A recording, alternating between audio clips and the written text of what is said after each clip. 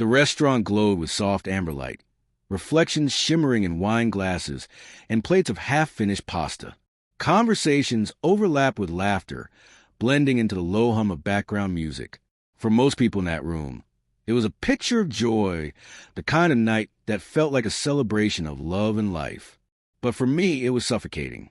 Every chuckle, every toast, was drowned out by the pounding of my heart and the sour taste in my throat each time my eyes drifted across the table.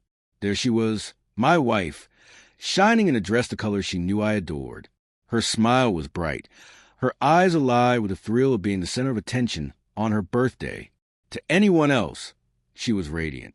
To me, she was a stranger, because 3 nights earlier I had seen the truth.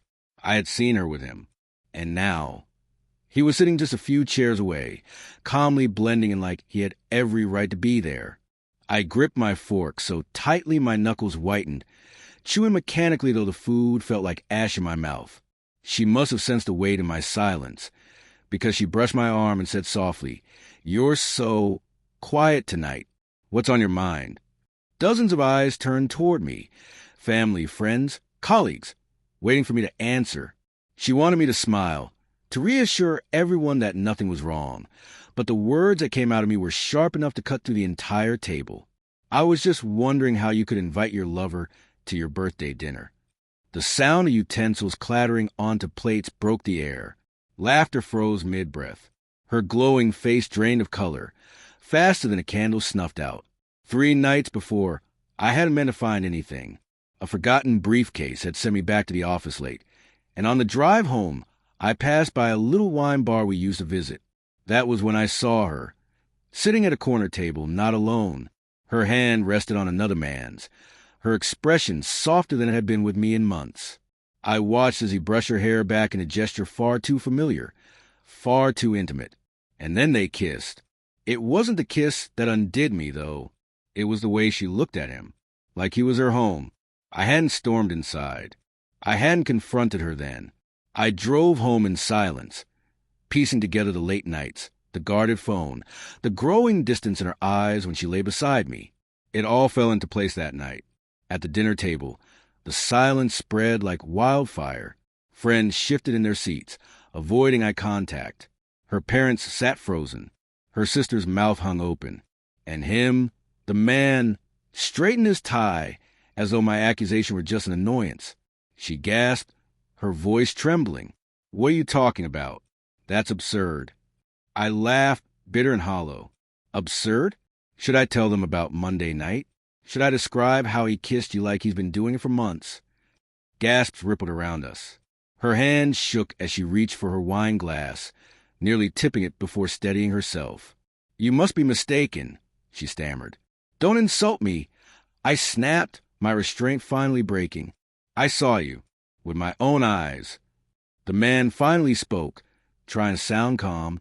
"Maybe we should step outside." "Don't." I cut him off sharply. "You don't get to say a word." The weight of truth suffocated the table. Her face crumpled under a mix of guilt, fear, and desperation. "Please," she whispered. "Not here. Not in front of everyone." "Why not?" My voice was flat, empty. "You weren't afraid to betray me in front of everyone. You invited him here like he belonged." The night unraveled quickly after that.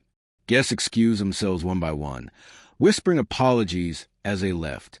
The long, cheerful table shrank until only the 3 of us remained. She begged me to leave so we could talk in private, but I stayed seated, staring at the wreckage of spilled wine and ruined food. Later, at home, the silence pressed down on us until she finally said, "You shouldn't have done that. You embarrassed me." I let out a broken laugh. "I embarrassed you?" "No, you embarrassed us. You embarrassed our marriage." I just stopped pretending. Her eyes filled with tears, though she held them back. "It wasn't supposed to happen. I didn't mean for it to." "You didn't mean it?" My voice cracked with anger. "You held his hand. You kissed him. You brought him to your birthday dinner. That's not an accident. That's a decision." She covered her face with her hands, shaking. "You're never here anymore. You're always working, always exhausted." He listened. He made me feel seen. Her words stung, but less than I thought they would. They felt like excuses, like thin armor against a reality that she had chosen someone else. And what about me? I whispered. Who made me feel seen?